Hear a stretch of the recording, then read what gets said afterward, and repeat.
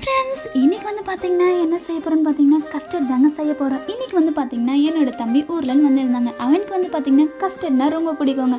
எனக்காக கஸ்டர்ட் செஞ்சு தரியான்னு சொல்லிட்டு கேட்டாங்க. தம்பி சொல்லி நம்ம கேட்காம எப்படின்னு சொல்லிட்டு நானும் செய்ய ஸ்டார்ட் பண்ணிட்டேங்க. இது வந்து பார்த்திங்கன்னா செய்யறது ரொம்ப ஈஸிங்க. ரெசிபியை சொல்கிற நோட் பண்ணி வச்சுங்க. ஃபஸ்ட்டு வந்து பார்த்திங்கன்னா ஒரு டம்ளர் பாலை எடுத்துக்கோங்க. பால் போட்டுக்கிட்டு நல்லா பால் கொதிச்சுட்டே இருக்கும்போது வந்து பார்த்திங்கன்னா சுகர் கொஞ்சம் ஆட் பண்ணிக்கோங்க. பாலை வந்து பார்த்திங்கன்னா ஸ்லிமில் வச்சுட்டு நான் அப்படியே கொஞ்சம் ஃப்ரூட்ஸ் எல்லாம் கட் பண்ண போயிட்டேங்க. இன்றைக்கி வந்து பார்த்திங்கன்னா நான் என்னென்ன ஃப்ரூட்ஸ் எடுத்துருக்கேன்னு பார்த்திங்கன்னா ஆப்பிள், பைனாப்பிள், திராட்சை, அப்புறம் ஸ்ட்ராபெரி, அதுக்கப்புறம் மாதுளைங்க. பால் வந்து பார்த்திங்கன்னா நல்லா கொதிச்சுட்டே இருக்கும்போது ஒரு ஸ்பூன் இல்லாட்டி 1.5 ஸ்பூன் கஸ்டர்ட் பவுடர் போட்டு கொஞ்சோண்டு தண்ணி போட்டு நல்லா மிக்ஸ் பண்ணிக்கோங்க.